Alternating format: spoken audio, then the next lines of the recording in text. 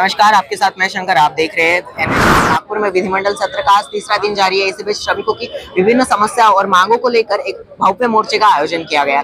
यह मोर्चा श्रमिकों की बुनियादी मांगों को लेकर हो रहा है। मैं अभी मोर्चा के स्थल पर मौजूद हूँ, जहाँ श्रमिक अपनी मांगों के लिए आवाज उठा रहे हैं।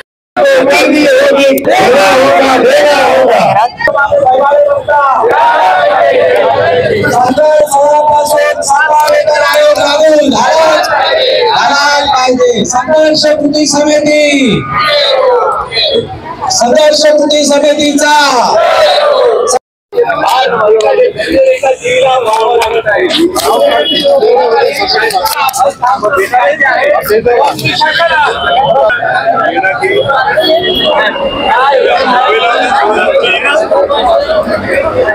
कोणाला मत व्यक्त करायचं 2019 पूर्वी आमचं जे प्राधिकरण आहे हा शासनाचाच भाग होता आणि आम्हाला सगळे वेतन व भत्ते हे शासकीय नियमानुसारच भेटत होते। 19 ला आम्हाला बोर्डात कन्वर्ट करण्यात आलेलं आणि त्यावेळेस आम्हाला होती की तुम्हाला जे काही शासनाला मिळतात शासकीय कर्मचाऱ्यांना ते सगळं शासकीय कर्मचाऱ्यांप्रमाणेच लाभ तुम्हाला मिळेल। परंतु आज ही परिस्थिती आहे की आम्हाला ते काही देय नाहीये। 2016-17 ला आम्ही फार मोठा एक आंदोलन केलेला होता, त्यामुळे 2017 ला शासनाने आपल्या वेतन व भत्त्याची हमी घेतलेली होती आणि तुम्हाला शासकीय दर्जा देण्यात येत आहे अशा प्रकारचं शासन निर्णय काढण्यात आलेला होता। परंतु त्याची अंमलबजावणी आज 7 वर्ष झाले, 7 वर्षापासून अंमलबजावणी झालेली नाही।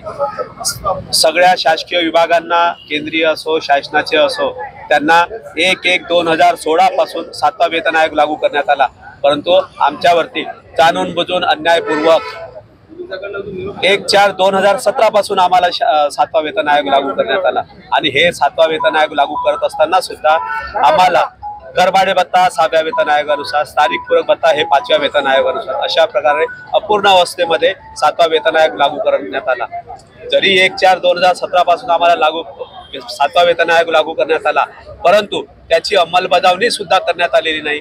2017 पासून लागू केल्यानंतर सुद्धा जे थकबाकी जी होती आमची कार्यरत जे आता सध्या आहेत त्यांना अजूनपर्यंत एक पैसाही थकबाकी देण्यात आलेली नाहीये।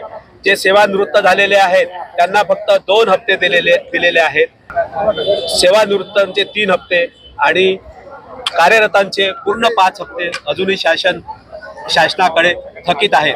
हे सगळं आम्हाला देण्यात यावं। 7वा वेतन आयोग 2016 पासून ही आमची मागणी आहे। इतर विभागांना 24 वर्षाची कालबद्धता लागू करण्यात आलेली आहे। 24 वर्षाची कालबद्धता दुसरी 24 वर्षाची कालबद्धता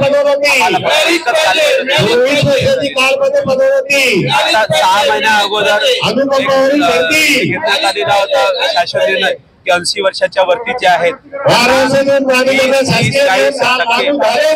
पगारात वाढ होईल, परंतु महाराष्ट्र जीवन प्राधिकरणाला जुन्या दराने 10, 20, 30 ही देण्यात येणार आहे। त्यामुळे ती सुद्धा आम्हाला लागू करण्यात यावी, सगळ्यांची थकबाकी देण्यात यावी आणि आम्हाला शासकीय कर्मचारी दर्जा व शासनात समावेश करून यावा ही आमची मुख्य मागणी आहे, जेणेकरून आमचे लाभ मिळण्यास आम्हाला अडचण। ज्या मागण्या केल्या होत्या ते आतापर्यंत पूर्ण झालेल्या आहेत? नाही, काही पूर्ण झाले नाही, किरकोळ प्रमाणात आम्हाला रस्त्यावर उतरावं लागलं।